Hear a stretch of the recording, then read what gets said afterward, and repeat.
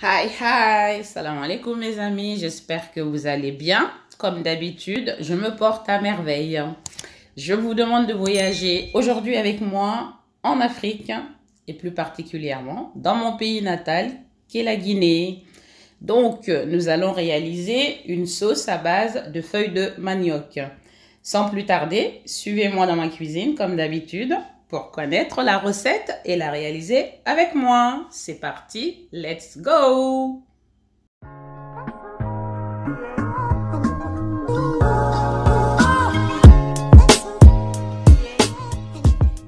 Il vous faut de la viande de bœuf, des feuilles de manioc surgelées, oignons, poivrons, courgettes, gombo frais, aubergines africaines, pâte d'arachide non sucrée, de l'huile de palme,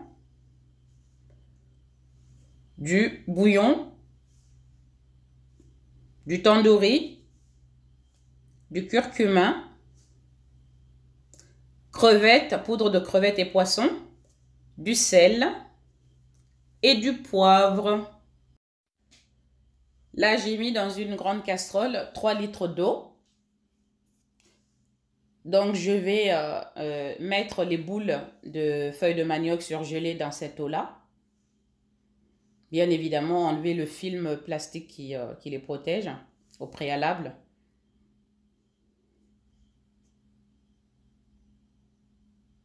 Voilà, et je vais laisser cuire pendant 1 heure. Bon, là, ça fait 1 heure que mes feuilles de manioc sont en train de cuire. Donc, les faire cuire 1 heure, en gros. Nous allons maintenant ajouter les légumes. Donc, l'oignon émincé, le poivron et des courgettes que j'ai émincées également. On va les mettre dedans, tout doucement.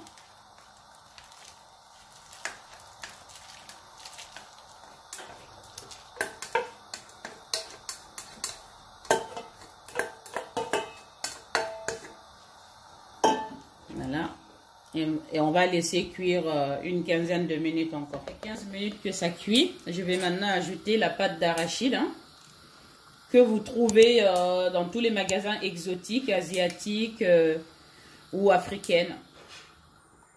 Ou pâte d'arachide communément appelée beurre de cacahuète.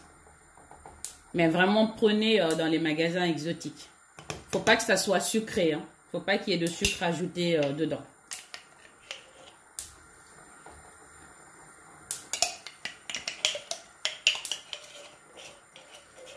Vous mettez la quantité indiquée dans la barre d'information. N'hésitez pas de liker, de partager, de vous abonner et de commenter ou de me poser des questions. Je me ferai un plaisir d'y répondre. Prenez une casserole assez grande pour éviter que ça ne se renverse partout. C'est une sauce qui demande vraiment à ce que vous soyez à côté tout le temps. Parce que là, sinon vous allez devoir nettoyer souvent votre gazinière. C'est ce que j'ai d'ailleurs fait parce que ça s'est renversé à un moment donné et je déteste ça. Donc, faites cuire à feu moyen et restez vraiment à côté tout au long de la cuisson. Nous allons laisser cuire. Mais auparavant, je vais ajouter également l'aubergine africaine que j'ai coupée en petits morceaux. Je vais laisser cuire à feu moyen pendant quelques minutes. Ça fait maintenant 30 minutes que ça cuit. Je l'ai couvert pour éviter les éjections et surtout aussi pour que ça cuise encore mieux. Évidemment, pendant ces 30 minutes, je n'hésitais pas à mélanger de temps en temps. À ce stade, je vais ajouter la viande. J'ai fait exprès de ne pas ajouter la viande au départ parce que c'est une sauce qui prend du temps à cuire. Et la viande, normalement, cuit plus facilement, plus rapidement que cette sauce. Donc, à mi-cuisson, j'ajoute la viande pour éviter que ça ne soit complètement écrasé dans la sauce. J'aime bien, comme vous le savez maintenant, vraiment sentir les morceaux de viande dans la sauce. D'où le fait que je puisse l'ajouter que à ce stade-là de la cuisson. Je vais également y ajouter les épices, à savoir le tandoori. Voilà. Le curcuma.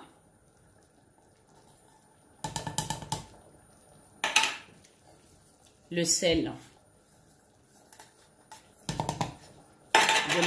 Je n'ajoute pas encore le bouillon ni la poudre de crevettes et de poisson. J'attends à la dernière minute pratiquement. Je mélange.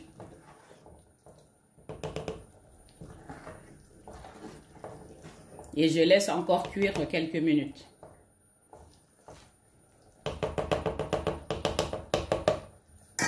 On va toujours couvrir pour éviter les projections. Hein.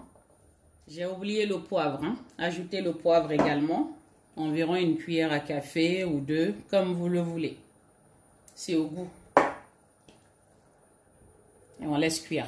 Voilà, ça fait 15 minutes que ça cuit à feu moyen. Comme je vous l'ai dit, je le couvre pour éviter que ça saute partout. Je vais maintenant mettre le gombo frais mixé. Vous avez les quantités hein, en barre d'infos et sur l'image évidemment. Voilà. Je vais également ajouter l'huile de palme qui a figé. Hein. C'est une huile qui fige au froid. Vraiment, aujourd'hui, j'ai fait le mauvais choix de choisir en fait une casserole qui n'est pas assez grande. Parce que j'ai fait quand même une grande quantité de sauce. C'est fait exprès. Nous sommes que 3, moi et mes enfants. Mais j'aime bien faire des grandes quantités pour conserver au congélateur. Voilà. Prenez vraiment au départ une grosse marmite. Ça vous éviterait des désagréments comme moi. Parce que là, c'est un peu compliqué. Je suis obligée de baisser le feu au maximum pour ne pas que ça déborde. Voilà. Alors que si c'était dans une casserole plus grande, j'aurais pas eu ce problème. Voilà. Mais ça va le faire. Donc là, j'ai ajouté l'huile de palme. Je vais laisser cuire tranquillement. Et je reviens vers vous après. Donc, ça fait 40 minutes que ça cuit. Maintenant, vous voyez, à feu vraiment moyen. Parce que, comme je vous ai dit, la sauce, la marmite était un peu plus petite. Donc, voilà, ça le fait. Là, je vais ajouter les poudres de poisson et de crevettes mélangées ensemble. Donc, je vais mélanger un petit peu. Voilà, comme ça. Et je vais ajouter également le bouillon à ce stade. Parce qu'à ce stade-là, je le mets à ce stade pour ne pas que ça colle à la marmite. Voilà. On va mélanger l'ensemble un petit peu. Si vous pouvez sentir la bonne odeur, mon Dieu. Voilà. Voilà. Et on va encore laisser cuire. À feu toujours vraiment moyen, voire feu doux. Tranquillement, sans stress. Vous goûtez et vous rectifiez l'assaisonnement si nécessaire. Mais avec les quantités que je vous donne, normalement, ça devrait être parfait. Mais si vous aimez, voilà, un peu plus d'épices ou un peu moins, bah voilà, vous en mettrez un peu plus ou un peu moins, selon votre goût. À tout à l'heure. Voilà mes amis, la sauce est prête. Ça fait 1 heure que ça cuit, finalement. Donc là, vous voyez, l'huile est bien sortie. Quand c'est comme ça, c'est que c'est bon. Voilà. Pendant ces 1 heure, évidemment, hein, mélangez le plus souvent, surtout le fond, pour ne pas que ça colle trop. Je goûte, voir si l'assaisonnement est bon. Impeccable. Il n'y a plus qu'à passer au dressage. Là, je viens de vider la sauce en 3 parties en fait. Donc, j'ai mis dans 2 ramequins que je vais conserver au congélateur.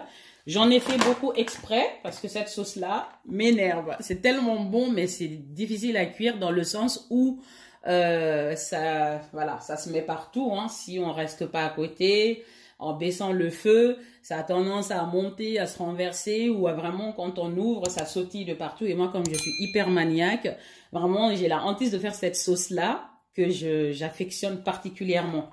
Mais bon, après, 2 fois, il faut le faire. Hein. Il faut suivre son envie. Donc, voilà. Du coup, j'en fais beaucoup pour pouvoir les conserver parce que c'est possible. Donc là, j'ai partagé dans 2 ramequins, voilà, qui se ferment hermétiquement. Donc, voilà. Mais comme c'est encore chaud, je vais pas le rentrer tout de suite au congélateur. Vous le fermez hermétiquement et ça peut aller au congélateur pendant 2 à 3 mois, voire même plus. Tant que c'est bien fermé et bien à l'abri. Voilà. Et sachant que les sauces, en général, quand on les fait la veille, le lendemain, c'est encore meilleur. Le surlendemain, c'est encore meilleur parce que les ingrédients, les différents éléments auront eu le temps de bien s'imprégner. Donc, voilà. Nous allons maintenant passer à l'étape la plus importante pour moi et mes enfants, c'est la dégustation. C'est parti, les amis. Comme je vous le disais, passons à la dégustation. Voilà. Trêve de trop de kuma, hein. Donc, ça veut dire pas trop de blabla. Excusez-moi du terme. Vous voyez là, ma viande, elle est bien cuite. Et je la sens bien dedans. Elle n'est pas écrasée, vous voyez. C'est vraiment bien cuit. Mais en même temps, je vois les morceaux dedans. Si j'avais mis la viande au départ, comme feront certaines personnes, eh bien, vu le temps que ça a pris pour cuire, la viande, voilà quoi. Ça aurait été de la purée et on n'aurait quasiment pas senti les morceaux. Or, moi, comme je vous l'ai dit, j'aime bien sentir la viande dans mes sauces. Quand je mange, j'aime bien le sentir. Voilà, bon appétit. Ah mon Dieu, oh my God. Oh purée. En plus, ça fait longtemps que j'ai pas fait cette sauce-là. J'en avais vraiment très envie aujourd'hui. Je voulais aller très vite, mais je voulais vraiment vous le partager. Parce que c'est une tuerie. Si vous suivez à la lettre ma recette, les quantités que je vous donne, je vous assure que, my goodness, vous allez vous régaler, mais voilà. No comment. Faites-le et faites-moi un retour. Vous m'en direz des nouvelles. Ma fille, elle a envie de goûter. Elle est là comme une petite souris, comme d'habitude. Franchement, j'ai presque envie de le manger. Enfin, de tout manger en live. Mais bon, je vais m'arrêter là. Je vais faire goûter à ma fille.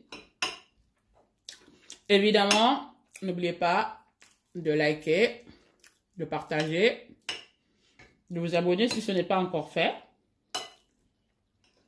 Tiens, ma fille, mais c'est chaud. Attention. Tu m'en diras des nouvelles. Je vais te laisser conclure. C'est chaud, hein? Vas-y, conclue pendant que je mange. Je vais laisser ma fille conclure aujourd'hui parce que là, je mange. J'ai faim. Désolée, hein? Franchement. Oh, purée, c'est trop bon. C'est trop bon. C'est excellent. Ça me rappelle l'Afrique. Vous voulez voyager? Faites la sauce. Voilà, conclue. Franchement, c'est trop bon.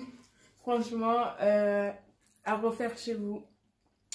C'est une tuerie. C'est tartin bon. Donc voilà. Voilà.